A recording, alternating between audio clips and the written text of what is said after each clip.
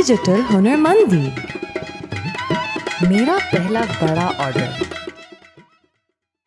हमारी कहानी की हीरो बुशरा एक ऑनलाइन कारोबार चलाती है जिसमें वो चांदी के लॉकेट्स बेचती है। ये लॉकेट्स उसने मकली के मशहूर मज़ारों से मुतासिर होकर बनाए हैं। पाक हुनर पर उसके लॉकेट्स हाथों हाथ बिक रहे हैं और सोशल मीडिया पर भी उसके फॉलोअर्स में दिन ब दिन इजाफा हो रहा है।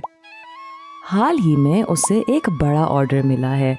इस ऑर्डर को पूरा करने के लिए उसने एक डिजिटल कंपनी मीरा फाइनेंस से कर्जा लिया है।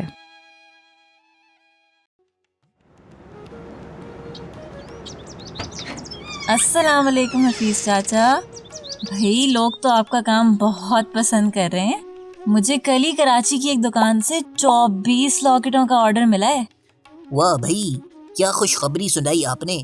यानी जितने लॉकेटों का आपने इस महीने इरादा किया था उससे 6 ज्यादा।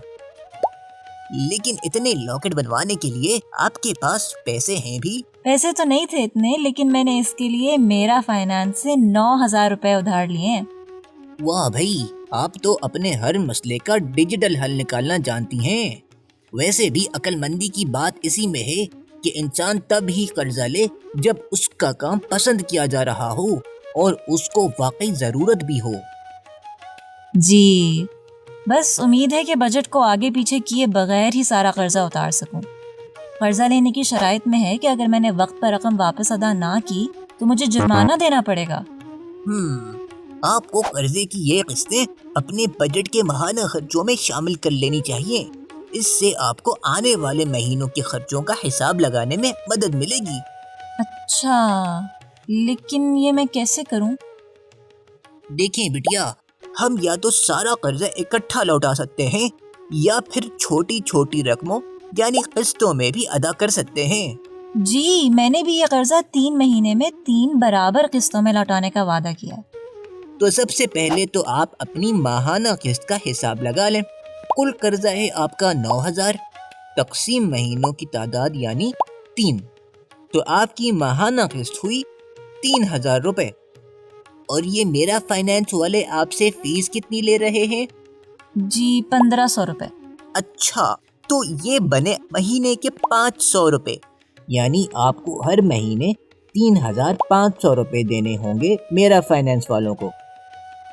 अच्छा, मेरे बजट में कारीगरी, पैकेजिंग, मोबाइल बैलेंस और स्टेशनरी का खर्चा तो है ही, तो अब इसमें कर्जे की माहाना किस्तें भी शामिल हो जाएंगी। सही समझी। और ये भी हो सकता है कि जब तक आपका सारा कर्जा अदा ना हो जाए आपके खर्चे बढ़ें और मुनाफा कम हो। लेकिन परेशान नहीं होना, जैसे जैसे आपके ग्राहक बढ़ेंगे वक्त के साथ साथ आपकी आमदनी भी बढ़ती जाएगी। लेकिन ऐसा तब ही होगा अगर आप जुर्माने से बची रहेंगी। सही बात है, ऐसा करती हूँ, मैं मेरा फाइनेंस की शराइत और ज़वाबित भी देख लेती हूँ।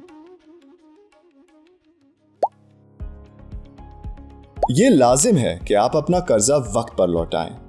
अगर हमें भरोसा होगा कि आप वक्त पर अदायगी करेंगे तो आपको कम फीस के साथ ज्यादा बड़ा कर्जा भी मिल सकेगा। कर्जे की एक साथ अदा ना करने के नतीजे में आप पर आयद हुआ जुर्माना बढ़ता जाएगा और आपको ब्लैकलिस्ट भी किया जा सकता है। संगीन सूरत हाल में आपके खिलाफ कानूनी कार्रवाई भी हो सकती है। जुर्माना, ब्लैकलिस्ट और कानूनी कार्रवाई? नहीं भाई, मैं तो हर किस्त वक्त पर अदा करूंगी।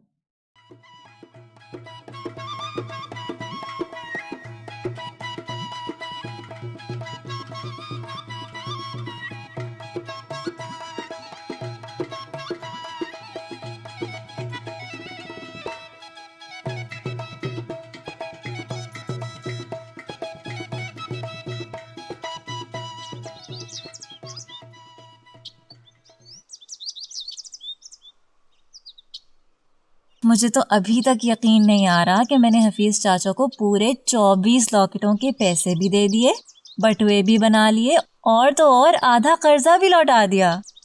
वाह यार, कैसे कर लेती हो तुम ये सब। मेरे चचा ने जो अपने बेटे की शादी के लिए कर्जा लिया था ना, इतने साल गुजरने के बाद भी आज तक वो उसकी किस्तें अदा कर रहे हैं। देखो, मैंने तो अपनी आमदनी बढ़ाने के लिए थोड़ा सा कर्जा लिया था, फिर मैंने बजट में सारी किस्तों की मंसूबाबंदी इस तरह से की कि उनकी वजह से मेरे ज़रूरी खर्चों पर असर ना पड़े, और हर किस्त वक्त पर अदा करने की वजह से मुझे कोई इजाफी जुर्माना भी नहीं देना पड़ा। और चूंकि ये कंपनी हुकूमत की तरफ से मंजूर शुदा थी, इसलिए इससे कर्जा लेने की वजह से मुझे कोई दूसरी मुश्किलात भी दरपेश नहीं आई। पता है, इन पिछले महीनों में मुझे एहसास हुआ है कि सोशल मीडिया पर पोस्ट करने से मुझे अपने कारोबार में बहुत मदद मिली है। सिर्फ कुछ ही तस्वीरें, लिंक्स और पोस्ट शेयर करूं तो मेरे पेज को लोग इतना शौक से देखते हैं। हाँ, लेकिन तुम्हें और ज्यादा शेयर करना चाहिए। करना तो चाहिए, लेकिन टाइम कहाँ मिलता है यार, बहुत काम करने होते हैं। वैसे मैं सोच रही थी कि तुम क्यों नहीं आ जाती हमारी मकली कलेक्शन टीम में? सोशल मीडिया संभाल लो ना। वाकई बुशरा? हाँ तो और, इतना साथ देती आई हो तुम मेरा, और हम ग्राहकों तक पहुंचने के लिए जितने ज़्यादा तरीके इस्तेमाल करें उतनी ही ज़्यादा हमारी फ़रोख्त भी बढ़ेगी। अरे क्यों नहीं, हाजिर है आपकी बहन। क्या हानी और बुशरा कारोबार के मैदान में आगे निकल पाएंगी? जानने के लिए हमारी अगली और आखिरी वीडियो देखें।